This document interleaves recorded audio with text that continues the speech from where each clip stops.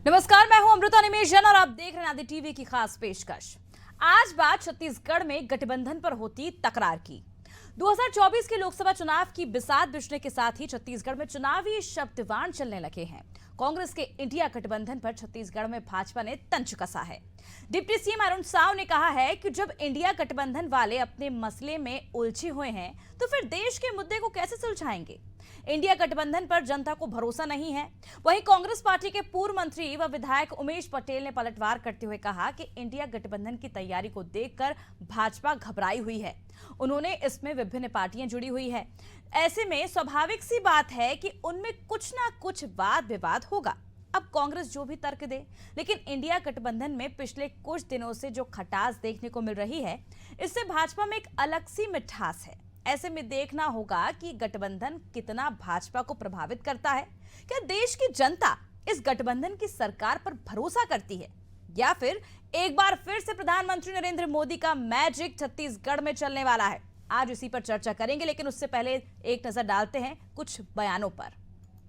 ये जो इंडी गठबंधन बना हुआ है, जिस दिन से बना है उस दिन से ये आपस के झगड़े नहीं मिटा पा रहे हैं, और यदि ये किसी तरह के वायदा करते हैं और सपने देख रहे हैं सरकार बनाने का, तो देश की जनता को इन पर भरोसा नहीं है, आपस में इन पर एक दूसरे पर भरोसा नहीं है, तो देश की जनता किसी भी कीमत पर इन पर भरोसा नहीं करेगी। देखिए, ऐसा है कि जब बहुत सारी पार्टी मिलकर एक शीट शेयरिंग की बात हो रही है तो थोड़ी बहुत उसमें समय लगना बहुत सामान्य बात है।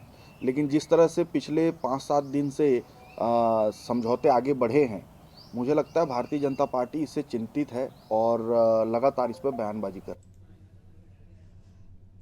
तो मोदी को शिकस्त देने के लिए जिस गठबंधन की तैयारी की गई थी और जिसने शुरुआत की थी, उन्होंने ही किनारा कर लिया और एनडीए में जाकर शामिल हो गए। अब देखने वाली बात होगी, जिस तरह से लोकसभा चुनाव के आते आते जो गठबंधन बिखरता हुआ कहीं ना कहीं नजर आ रहा है, उसका भविष्य क्या होगा। लोकसभा चुनाव में क्या कुछ जो सीट है वो लेकर आ पाती है, ये देखने वाली बात होगी। लेकिन फिलहाल इस मुद्दे पर चर्चा करने के लिए हमारे साथ जुड़ चुके हैं महेश कश्यप जी, बीजेपी से डॉक्टर शिल्पा दिवांगन जी और वरिष्ठ पत्रकार रमेश पांडे जी। आप तीनों का बहुत बहुत स्वागत है नादी टीवी में।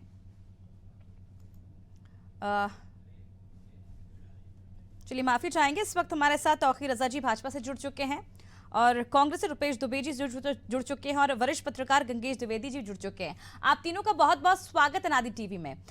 सबसे पहले रुपेश जी, मैं आपके पास आना चाहूंगी। जिस तरह से दावे आपकी पार्टी की ओर से किए जा रहे हैं कि इस बार जो मोदी लहर है, मोदी मैजिक जो चल रहा है, वो अब कहीं ना कहीं गठबंधन मिलकर इसे समाप्त कर देगा, केंद्र में इस बार वापसी करेगा।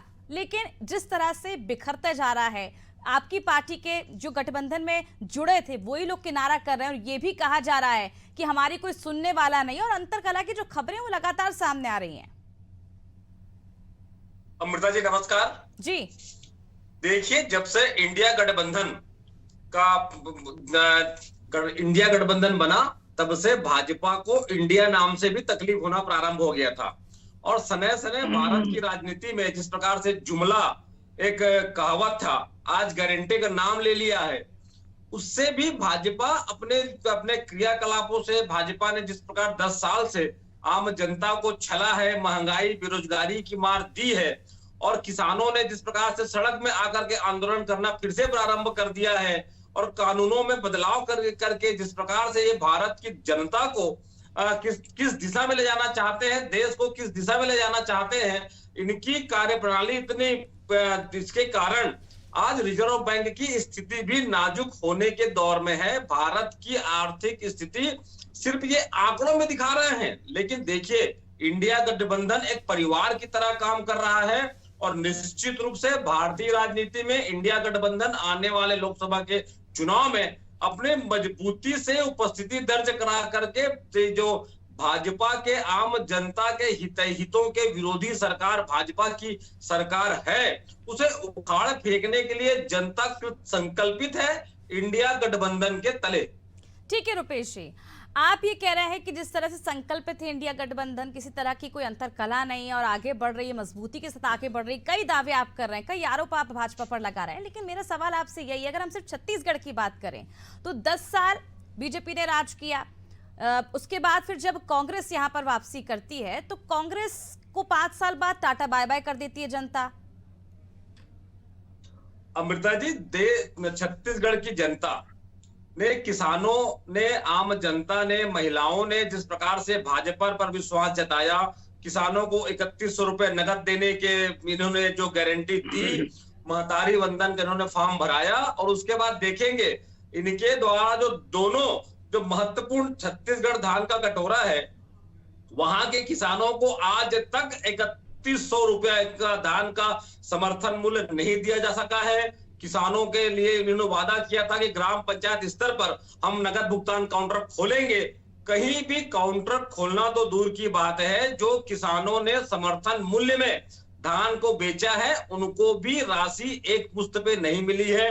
और जिस प्रकार से महतारी वंदन जो यहाँ छत्तीसगढ़ की नारी जो माता कौशल्या की, चलिए रुपेश जी, आप कह रहे हैं कि महिलाओं को छला है, किसानों को छला है, युवाओं को छला है, लेकिन बात में छत्तीसगढ़ की कर रही थी। मेरा सवाल आपसे यही था कि आखिर 5 साल बाद कांग्रेस को क्यों जनता ने एक्सेप्ट नहीं किया, उसी का जवाब मुझे लगता है आपने दिया है। चलिए तौकीर जी, आपके पास आना चाहूंगी। एक तरफ अगर हम देखें तो देश की एक समय में सबसे बड़ी पार्टी कही जाती थी कांग्रेस, लेकिन अब उसे कहीं ना कहीं सहारे की जरूरत पड़ रही है, और ये भी कह रही है एक तरफ, दूसरी तरफ अगर देखें कांग्रेस की, बीजेपी इस गठबंधन से डरी हुई है। देखिए, ऐसा है कि हमारे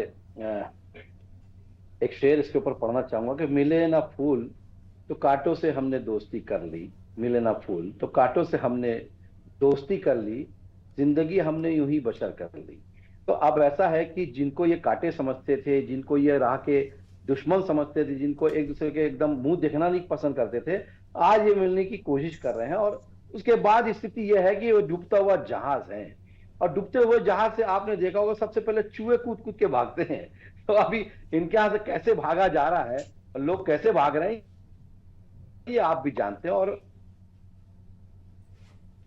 स्थिति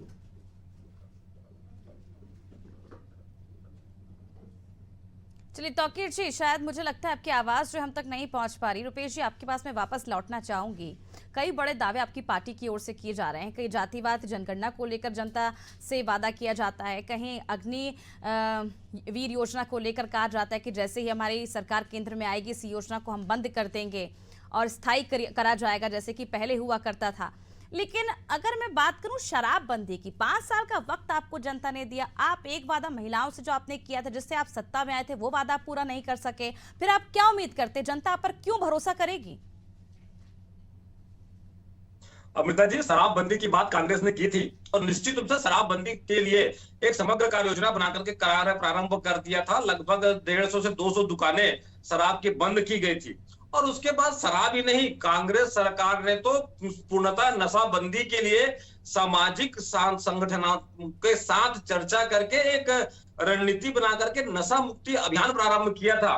जिस प्रकार से तौकीर रजा जी बोल रहे थे ना कि एक दूसरे का चेहरा देखना पसंद नहीं करते, भारतीय राजनीति में इनका चरित्र, नीतीश कुमार जी ने भाजपा के बारे में क्या कहा, और अमित शाह जी उनके चाणक्य हैं, उन्होंने भाजपा के नीतीश कुमार जी के बारे में क्या कहा। लेकिन उसके बाद जब स्वार्थ की राजनीति आती है तो उन्होंने किस प्रकार से उन्होंने गठबंधन करके बिहार में सरकार बनाई, ये अपने आप में भारतीय राजनीति के लिए एक कलंकित उदाहरण है। लेकिन छत्तीसगढ़ में कांग्रेस की सरकार ने ग्रामीण अर्थव्यवस्था मजबूत किया था, कार्य योजनाएं प्रारंभ की थी। निश्चित रूप से छत्तीसगढ़ की जनता ने हमको जनादेश नहीं दिया।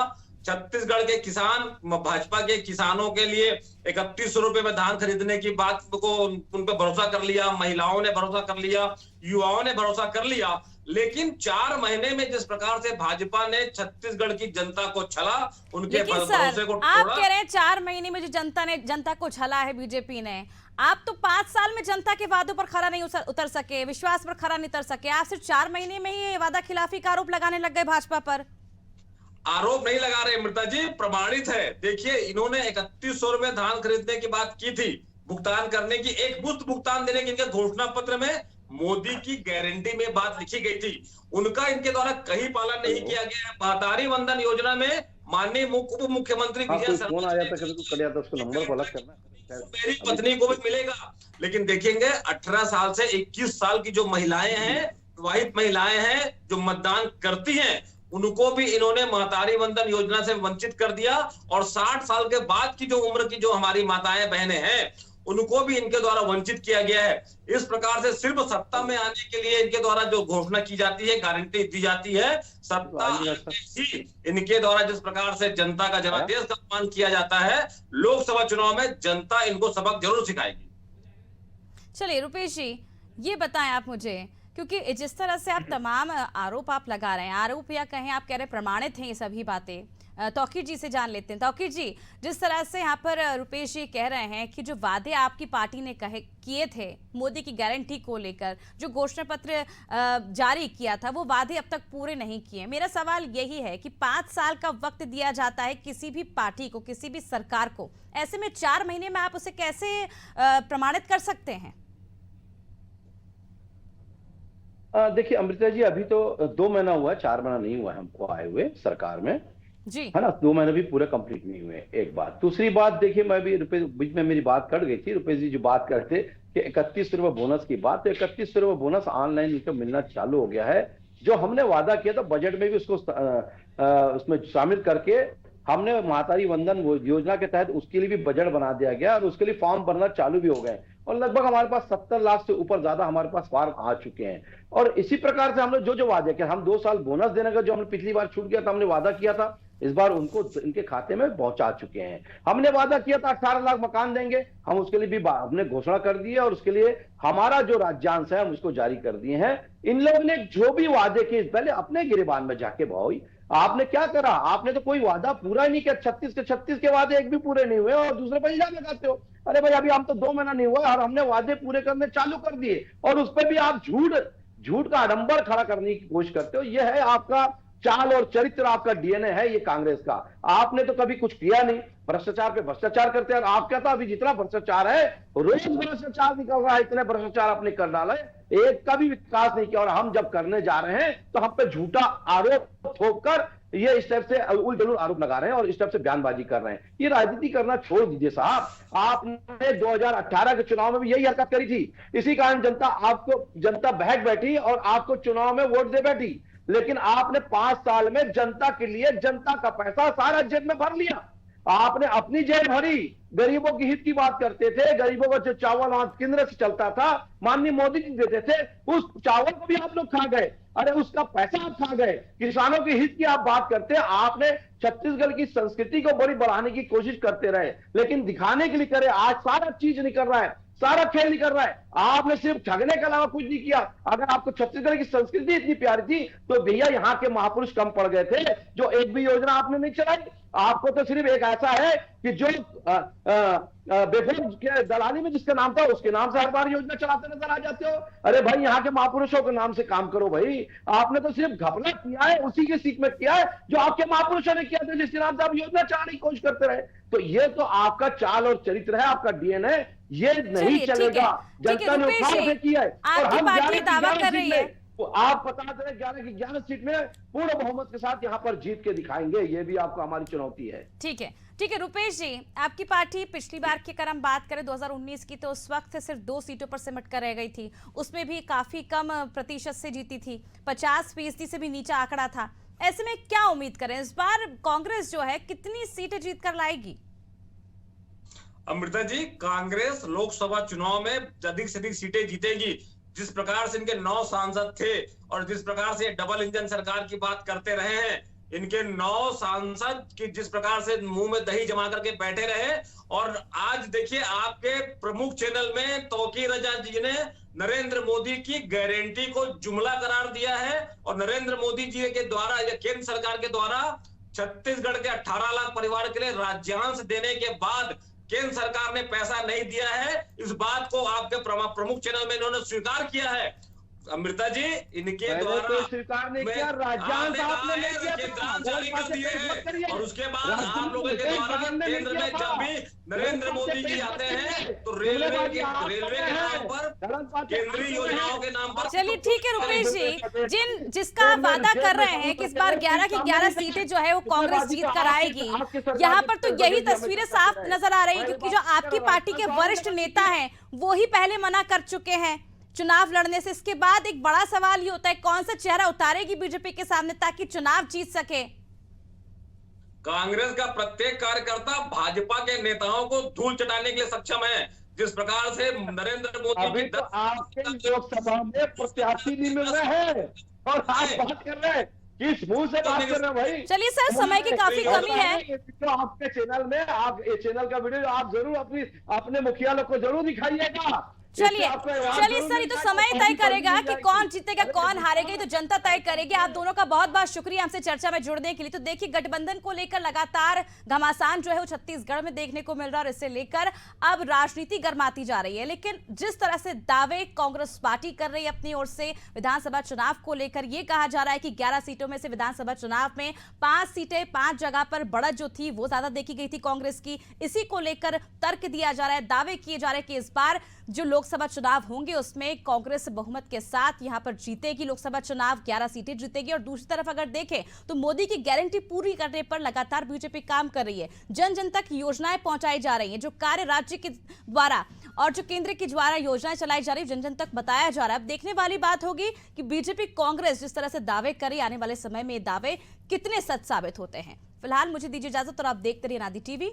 नमस्कार।